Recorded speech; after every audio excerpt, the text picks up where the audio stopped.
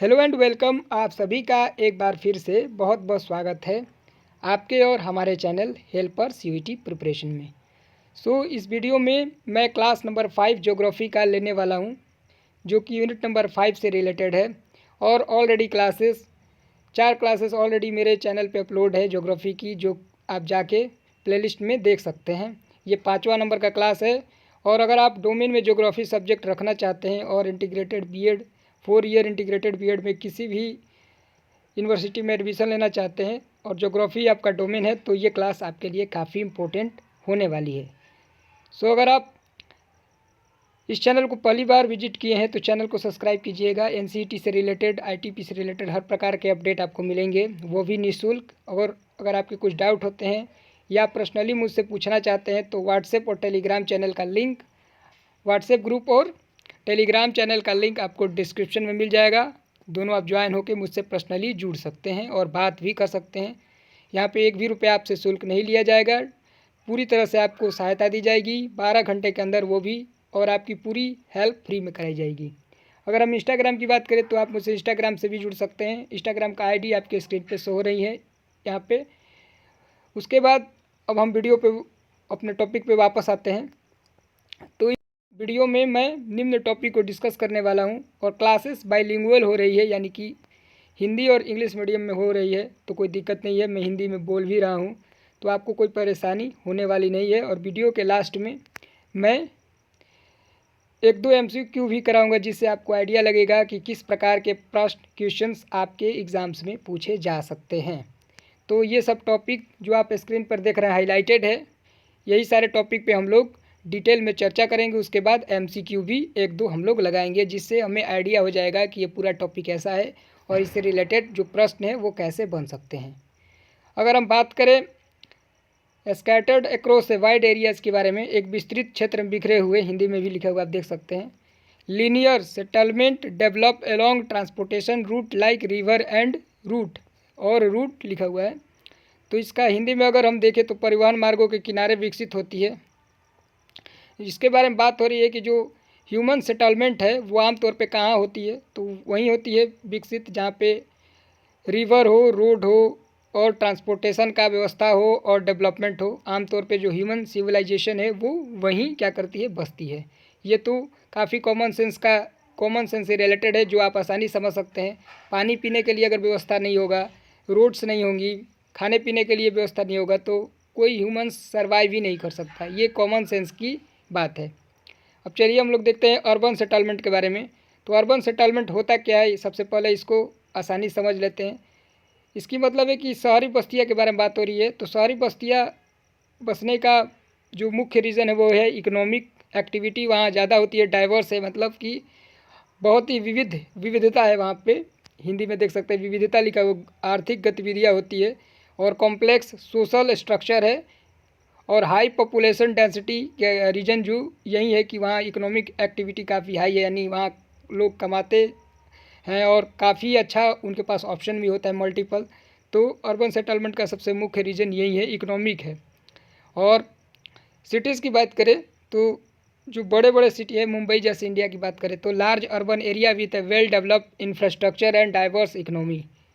तो जो बड़ी सिटीज़ होती हैं वहाँ पे इंफ्रास्ट्रक्चर काफ़ी बेहतर होता है, वेल डेवलप होती है और वहाँ की इकोनॉमी भी डाइवर्स होती है। मैं इकोनॉमी वर्ड के बार बार यूज़ कर रहा हूँ, इसके पीछे लॉजिक यही है कि चाहे कुछ भी हो, किसी भी आप देख लीजिए टॉपिक को, वेल डेवलप हो चाहे कुछ भी हो, ह्यूमंस वहीं रहते हैं जहाँ इकोनॉमी की अच्छी संभावना होती है। यानी कि जीने के लिए जो सबसे इम्पोर्टेंट है वो है पैसा। तो शहरों में क्या है कि डाइवर्स ऑप्शन है और डेवलपमेंट भी अच्छा, इंफ्रास्ट्रक्चर भी है, और इसी वजह से वहाँ फ्लरिश करती है बेटर इकोनॉमी, यानी कि वहाँ कमाने का ज़्यादा अच्छा ऑप्शन भी होता है। अब टाउन के ऊपर आते हैं हम लोग।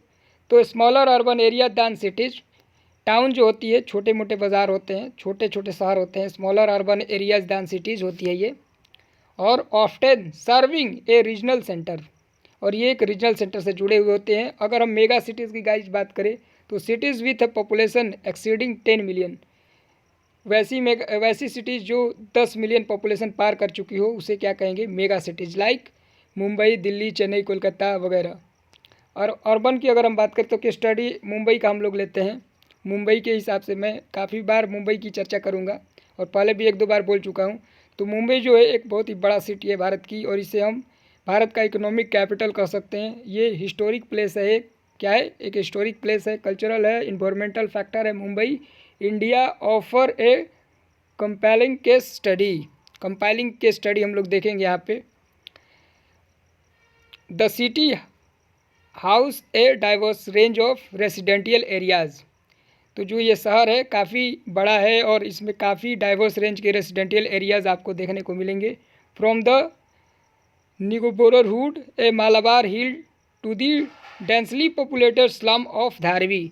तो धारवी के बारे में आप लोग भी सुने होंगे कि जो कि इंडिया का सबसे पॉपुलेटेड स्लम है। स्लम झोपड़पट्टी को बोला जाता है, छोटे छोटे जो घर होते हैं और लोग उसमें रहते हैं। तो धारवी बहुत ही डेंसली पॉपुलेटेड स्लम है मुंबई के अंदर। कोस्टल, अगर हम बात करें कोस्टल इलाके की, जो कि समुद्री तटीय प्रभाव है इसके बारे में, तो Mumbai coastal location has shaped its development. Mumbai के तटीय स्थान ने इसके विकास को आकार दिया है, जिससे तट रेखा इसकी अर्थव्यवस्था और संस्कृति की महत्वपूर्ण भूमिका निभाती है। तो आप लोगों ने भी मुंबई के बारे में ये देखा होगा कि जो उनके कोस्टल गार्ड हैं, यानी कि कोस्टल इलाके हैं, यानी कि तटीय जो इलाके हैं, जैसे कि बीच वगैरह की मैं बात कर रहा हूँ, वहाँ बीच काफ़ी फेमस है और बीच को आप लोग ने अपने फ़ोन या लैपटॉप या टीवी में ज़रूर देखा होगा। अब मुंबई के बारे में भी बात करें तो मुंबई एक काफ़ी बड़ा शहर है, जैसा कि मैंने आपको पहले भी बताया, काफ़ी बड़ी शहर है, काफ़ी घनी आबादी है वहाँ पे। मालाबार हिल जैसे और डेंसली पॉपुलेटेड स्लम धारवी है। धारवी नहीं, ये बहुत और भी स्लम है, लेकिन धारवी का नाम सबसे ज़्यादा चर्चा में इसलिए रहता है क्योंकि ये इंडिया का बिगेस्ट स्लम एरियाज़ है, जो कि इंडिया के महाराष्ट्र स्टेट में स्थित मुंबई शहर में स्थित है। और यहाँ अनुमान लगाया जा रहा है कि ऑलमोस्ट 3 मिलियन पॉपुलेशन यहाँ पे है। कितनी बड़ी पॉपुलेशन है आप खुद समझ सकते हैं। अब चलिए आते हैं global distribution of mega cities. तो ग्लोबल डिस्ट्रीब्यूशन क्या है मेगा सिटीज़ की? जो बड़ी सिटीज़ है, मुंबई जैसी सिटीज़ की मैं बात कर रहा हूँ, दिल्ली जैसी सिटीज़ की, कोलकाता जैसी सिटीज़ की और चेन्नई जैसी सिटीज़ की, तो इनका क्या प्रभाव होता है पूरी दुनिया पे?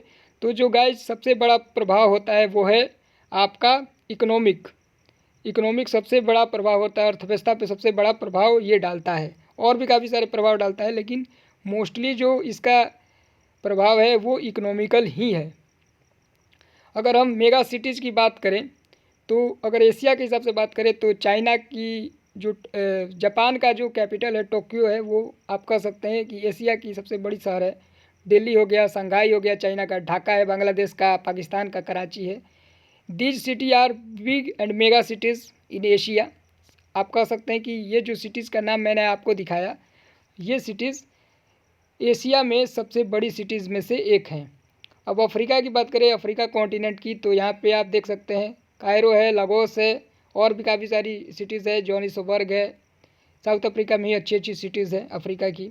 और अगर केन्या की राजधानी नैरोबी को देखें तो वो भी एक बड़ी सिटीज़ के रूप में देखा जा सकता है। इसके बाद लैटिन अमेरिका की देखें तो साओ पाउलो है, मैक्सिको सिटी है और भी काफ़ी सारी यहाँ पे साउथ लैटिन अमेरिका में जो है सिटीज़ है। उसके बाद this cities face immense challenges including rapid urbanisation, infrastructure difficulties and environmental. तो यहाँ पे काफ़ी सारी दिक्कत ये लोग फेस करते हैं, जो चैलेंजेस फेस करते हैं शहर। यहाँ पे सबसे बड़ी समस्या है कि काफ़ी तेज़ी से अर्बनाइजेशन होता है, यानी कि वह शहरीकरण तेज़ी से बढ़ता है, जिससे क्या होता है इंफ्रास्ट्रक्चर पर लोड बढ़ता है। मान लीजिए कि एक शहर है, मान लीजिए उत्तर प्रदेश की राजधानी की मैं बात कर रहा हूँ, जो कि लखनऊ है, और लखनऊ की आबादी दिन प्रतिदिन बढ़ रही है। इसका मुख्य रीज़न क्या है कि इस शहर में इकोनॉमिक एक्टिविटी काफ़ी ज़्यादा होती है। तो मुख्य रीज़न यही है। और यहाँ वहाँ का अगर मान लीजिए कि अचानक से 5 लाख आदमी एक साल के अंदर अंदर सिटीज़ में बस जाए, तो इससे क्या होगा, लखनऊ की जो इंफ्रास्ट्रक्चर है वो 5 लाख लोगों के लिए अचानक से आ जाएंगे तो सर्वाइव नहीं कर पाएगी, काफ़ी दिक्कत में आ जाएगी। तो सबसे बड़ा चैलेंज इंफ्रास्ट्रक्चर में आ जाएगा और भी काफ़ी सारी जो व्यवस्थाएं हैं उसमें भी दिक्कत हो सकती है। तो ये सब सिटीज़ भी यही सब फेस करती हैं। अब ह्यूमन सेटलमेंट की बात करें डेवलपिंग कंट्रीज़ में, डेवलपिंग कंट्री सबसे पहले हम लोग जान लेते हैं कि होता क्या है। तो डेवलपिंग कंट्री का मतलब होता है जो अभी देश विकसित कर रहे हैं, यानी कि विकसित कर चुके हैं, जैसे कि अमेरिका वगैरह। तो यहाँ पे तीव्र शहरीकरण, बहुत तेज़ी से शहरीकरण होता है, बुनियादी ढांचे की कमी और पर्यावरण क्षरण सहित कई चुनौतियों का सामना करना पड़ रहा है। विकासशील देशों में मानव बस्तियों की चुनौतियाँ अगर हम देखें तो विकासशील देश जैसे इंडिया जैसे देश की बात कर रहे हैं, डेवलप अगर कंट्री की बात करें तो अमेरिका जैसी, कनाडा जैसे देश हो गए, ये जो कंट्रीज़ है गाइस, ये डेवलप कंट्री है। और डेवलपिंग कंट्री उस कंट्री को कहा जाता है जो अभी विकासशील है, जैसे इंडिया जैसे देश को विकासशील कंट्री कहा जा सकता है। विकसित कंट्री के लिस्ट में इंडिया नहीं आता है। तो यहाँ कई मुद्दे हैं, विकासशील देश मानव बस्तियों से संबंधित कई मुद्दे से जूझ रहे हैं। अगर हम बात करें तो तेज़ी से शहरीकरण हो रहा है, अनियंत्रित जो भीड़ है वो स्लम का नाम ले रही है, यानी स्लम मतलब जैसा कि मैंने मुंबई के धारवी का एक एग्जांपल दिया, तो उस तरीके की प्रॉब्लम होगी, काफ़ी घनी आबादी होगी, उसके हिसाब से वहाँ इंफ्रास्ट्रक्चर नहीं होगा, हाउसिंग का सबसे बड़ा प्रॉब्लम होगा, घर रहने के लिए लोगों के पास नहीं होगा। उसके बाद गाइस सबसे बड़ी जो दिक्कत होगी वो है इन्वायरमेंटल की, सबसे बड़ा जो प्रॉब्लम है इन्वायरमेंटल की, पर्यावरणीय क्षरण जिसे हिंदी में कहा जाता है, इसकी भी चैलेंज फेस करना पड़ेगा। पॉपुलेशन बढ़ेगा, इसके बाद डिफॉरेस्टेशन होगा, यानी कि जंगलों की कटाई शुरू हो जाएगी। उसके बाद वाटर की सिक्योरिटी की, वाटर का जो एक्सट्रैक्शन होगा वो काफ़ी तेज़ी से होगा, क्योंकि लोग रहेंगे तो उन्हें पीने के लिए पानी चाहिए, कपड़े साफ करने धोने के लिए पानी चाहिए, अन्य भी यूजेस हैं वाटर की। तो काफ़ी ज़्यादा इन्वायरमेंटल समस्याएं पैदा हो जाएंगी। इसके बाद इंफ्रास्ट्रक्चर डिफ़िकल्टीज़ होगी, lack of basis amenities like clean water, sanitization and transportation hampers quality of life. तो इससे हैम्पर होगा क्या, ह्यूमन्स लाइफ। इसके बाद पॉवर्टी भी बढ़ेगी, तो इससे क्या दिक्कत होगी, जो अर्बन है इलाके हैं वहाँ गरीबी ज़्यादा शुरू हो जाएगी, सोशियो इकोनॉमिक चैलेंजेज होंगे। इसके बाद और भी काफ़ी सारे चैलेंजेज हैं, जैसा कि मैंने आपको बताया, पर्यावरणीय समस्या होगा, इन्वायरमेंटल प्रॉब्लम्स क्रिएट हो जाएंगी रैपिड अर्बनाइजेशन की वजह से। तो ये सब प्रॉब्लम काफ़ी ज़्यादा बड़ी होती है, अचानक से कोई भी सिटीज़ इतनी आसानी से इसे झेल नहीं सकता, उसके लिए वेल डेवलप प्लान होना चाहिए और काफ़ी अच्छी व्यवस्था भी होगी तो ही ऐसी संभव है। नहीं तो होगा क्या कि झोपड़पट्टियों, झुग्गी झोपड़ियों की संख्या बढ़ जाएगी, स्लम्स की संख्या बढ़ जाएगी और लोग उसमें क्या बहुत ही कम पैसों में अपना जीवन यापन शुरू कर देंगे, जिससे सिटीज़ की भी समस्या और भी बढ़ जाएगी और सोशल इकोनॉमिकल जो प्रभाव है वो भी काफ़ी ज़्यादा पड़ेगा। आवास भी अपर्याप्त होंगे, जैसा कि मैंने बताया, हाउसिंग की सबसे बड़ी समस्या होगी। अब गरीबी और असमानता होगी, इसकी वजह से सामाजिक आर्थिक असमानताएं शहरी चुनौतियों में योगदान करती है। स्लम्स में जो लोग रहते हैं वो आमतौर पर कम पैसे कमाते हैं और पुअर होते हैं, पुअर तो नहीं कह सकते, मुंबई के हिसाब से 30-40 हज़ार वे लोग भी कमाते होंगे महीने में। छोटे शहर की अगर हम बात करें 30-40 हज़ार काफ़ी अहम मतलब अच्छी रकम मानी जाती है, लेकिन मुंबई के हिसाब से नहीं माना जाएगा। तो काफ़ी सारी समस्याएं वहाँ पे शहरी चुनौतियों में योगदान करती हैं। अब गाइस हम लोग देखते हैं वीडियो के एंड में 1-2 MCQ लगाएंगे, जिससे आपको आइडिया हो जाएगा कि आपके एग्ज़ाम्स में इस टॉपिक से रिलेटेड कैसे क्वेश्चंस पूछे जा सकते हैं। सो आप अपने स्क्रीन पर क्वेश्चन नंबर 1 देख सकते हैं। क्वेश्चन नंबर 1 में पूछा जा रहा है कि which of the following is not a characteristic of rural settlements. आपको बताना है कि इनमें से कौन सा कैरेक्टरिस्टिक नहीं है रूरल सेटलमेंट का, यानी ग्रामीण बस्तियों के बारे में बात हो रही है। तो इसका जो राइट ऑप्शन होगा वो है option C, diverse economic activities जो है वो रूरल एरियाज़ में नहीं होती है। क्यों नहीं होती, इसका रीज़न आप ऑलरेडी समझ चुके हैं और एक्सप्लेनेशन भी आप देख सकते हैं। नेक्स्ट क्वेश्चन हम लोग देखते हैं जो कि सेकंड है। Question number second is guys that की what is the terms use to describe cities with a population exceeding 10 million. जो 10 मिलियन से अधिक आबादी वाले शहरों का वर्णन करने के लिए किन शब्द का उपयोग किया जाता है। तो जो 10 मिलियन से ज़्यादा आबादी वाले शहर है, मान लीजिए 1 करोड़ से आबादी, 10 मिलियन का मतलब हो गया 1 करोड़ आबादी, 1 CR आप कह सकते हैं। तो जो बड़ी आबादी है गाइस उसको हम लोग क्या बोलेंगे, मेगा सिटीज़। जैसा कि मैंने आपको ऑलरेडी बताया वीडियो के शुरुआत में ही कि जो बड़ी सिटीज़ होती हैं उसके बारे में जब मैं पढ़ा रहा था तो उसमें एक जगह आप देख सकते थे लिखा हुआ था मेगा सिटीज़ के बारे में, और 10 मिलियन पॉपुलेशन के बारे में भी चर्चा थी। तो ये 10 मिलियन जो पॉपुलेशन होता है 1 CR से अधिक, उसको क्या बोलते हैं, मेगा सिटीज़। मेगा सिटीज़ यानी कि बड़े शहर लाइक मुंबई। तो आप देख सकते हैं कि 2 प्रश्न मैंने कराया इस टॉपिक से रिलेटेड। जब मैं पूरा ज्योग्राफी का पूरा यूनिट ख़त्म कर लूँगा तो 10-15 क्वेश्चंस का 20 क्वेश्चन का एक सीरीज़ लेकर आऊँगा, जिसमें इस टॉपिक से रिलेटेड जितने भी क्वेश्चंस होंगे, जो एमसीक्यू होंगे, जो वीवीआई है, जो इम्पोर्टेंट है और जो एग्ज़ाम्स में आ सकते हैं, एग्ज़ाम में उससे रिलेटेड प्रश्न आ सकते हैं, वो मैं कराऊँगा। उसके लिए आप चैनल को सब्सक्राइब करके रखिएगा। इस चैनल पे आपको एनसीईआरटी की जो तैयारी है वो बिल्कुल फ्री में कराई जाएगी। एक भी पैसा आपसे चार्ज नहीं लिया जाएगा। बिल्कुल फ्री में आपको उपलब्ध कराई जाएगी क्लासेस। सो आपको काफ़ी फ़ायदा होने वाला है और क्लासेस अच्छी लग रही है तो वीडियो को लाइक कीजिएगा और अपने दोस्तों के साथ शेयर भी कीजिएगा। जो भी ग्रुप है उसमें शेयर कीजिएगा वीडियो को, ताकि जो दोस्त हैं एनसीईआरटी की आपकी तैयारी कर रहे हैं उनको बेनिफिट हो सके और मेरा भी फ़ायदा हो सके, आपका भी फ़ायदा हो सके।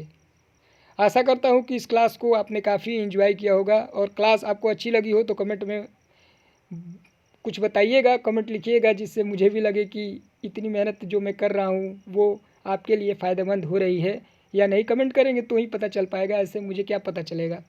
So good